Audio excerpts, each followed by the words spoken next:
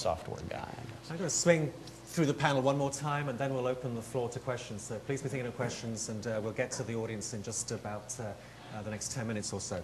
So Jorge, in the last 12, 15 months, I guess you've worked with a dozen or more clients, maybe 20, I think was your target in the first year. The identities of a couple of them are known. One was interviewed in the New York Times early last year. Another was an enterprising reporter who, I wish I'd had this idea, had a magazine, GQ, I think it was, actually pay for a part of their sequencing work, and that was an interesting article published end of last year. Without breaching patient sequencer confidentiality, what can you tell us about some of the specifics in terms of genetic disease risk or some of their reactions to this information? Have they got it? Have they been disappointed for the value for money that they've received? Sure. So a couple of things. First of all, on that GQ article, if you haven't seen it, Rick Powers went through the process with us and wrote a very long piece on this. Talked about his experience, his expectations, what he learned, which for us was actually a fascinating experience. When the GQ people were finalizing the details, after I'd met with them, I asked them if they were going to send a photographer, because we of course wanted to be in GQ, and he looked at me and said, "It's not going to be necessary."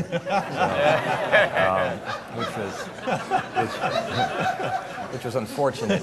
Instead, they put in a picture of a DNA made out of alphabet soup, a DNA helix made out of A's, C's, T's, and G's from alphabets, which was really upsetting to me personally, but it's okay.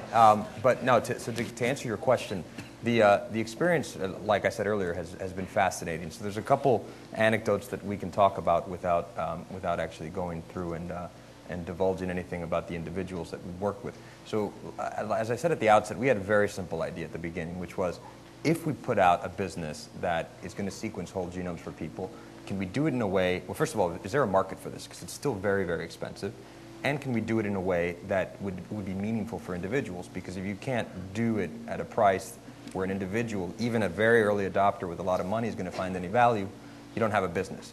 So as a proof for ourselves, we did something very simple. We said, instead of going out and raising a lot of venture capital money and trying to build out an infrastructure, if the timing is wrong and we're too early, let's actually let's hang out our shingle and see if we can attract customers and let them, working with us, essentially fuel the business. And that's what we did. And so if we had been wrong in that initial hypothesis, I probably wouldn't be sitting here right now, because they've, fortunately, through their pioneering work and their willingness to work with us and frankly fund us through providing us revenue, we wouldn't be sitting here right now. So that was the first thing. So we went through this process with the first individual who started the sequencing process in January of 2008.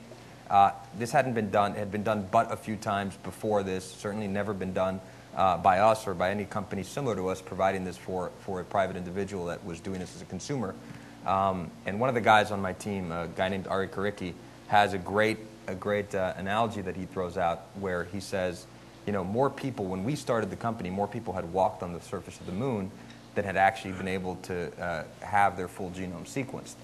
Fortunately, we can say that's no longer the case. There's been 12 astronauts, and unfortunately, we've been able to surpass that. But we didn't know just like when we got to the moon, we didn't know what to expect. We weren't sure what to expect with these individuals. So when we started with this first client in January of 2008, the first thing we wanted to do was make sure that we were setting the right expectations. So we flew someone over to Geneva to meet with him and sit down and talk to him about what kind of information he would be getting, what we could say, and more importantly, what we couldn't say with this data. And as Dietrich mentioned, one of the challenges and that one of the places you want to get to is where you can talk about common variants, you can talk about rare variants, you can talk about structural variants. And we had built some pretty neat tools to do that, knowing that they would get better over time. So that's the first expectation you want to set. The second expectation you want to set is that there may be actionability and there may not be actionability for certain things.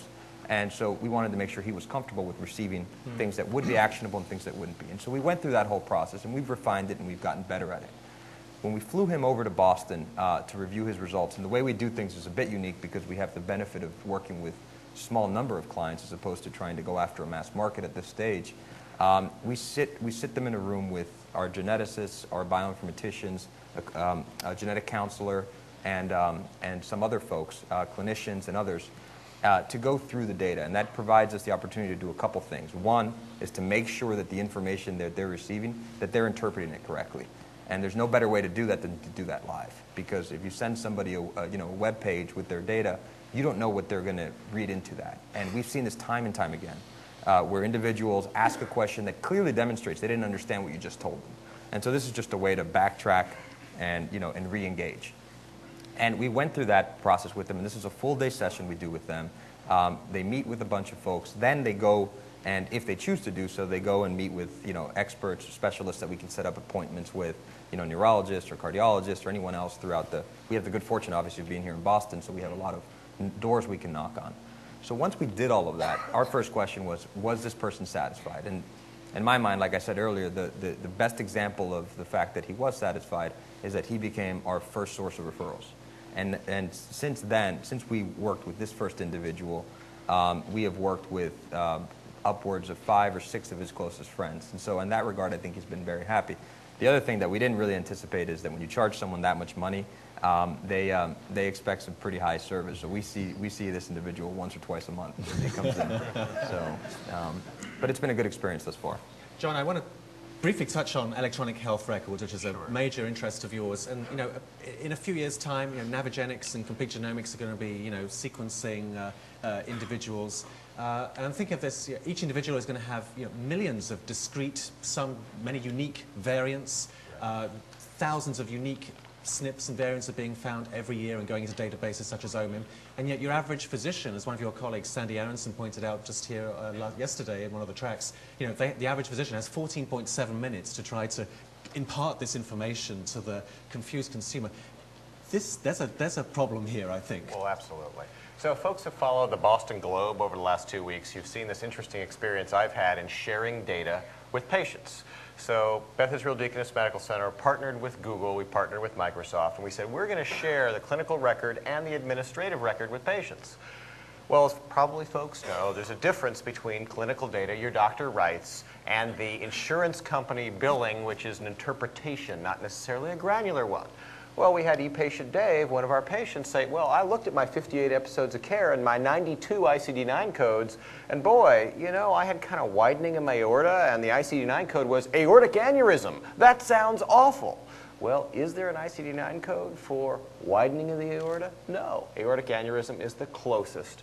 So the Globe said, gee, American medicine today has this gap between clinical observation, patient education, and understanding. Well, with the genome, this is going to be horrific. How do you explain to somebody something that's probabilistic, not deterministic, and what they should do about it? So there's got to be a whole industry taking your database and other things you guys work on, raw data, getting into something the patient can understand, actionable and non-actionable, and then figuring out how does the doc who has 14.7 minutes make this useful to the patient, and that's got to be leveraging other experts, no question. So I have learned over the last 2 weeks, and the Globe even wrote an editorial on this, murder, death, war, and, patient ICD-9 coding not granular enough. I mean, how strange was that? That you really have to think of not just the science, but the whole patient education. That has to be a focus of our next few years. Right. Jorge, by the way, if GQ doesn't want your photograph, we'll put it in BioIT. Well, that's almost as prestigious.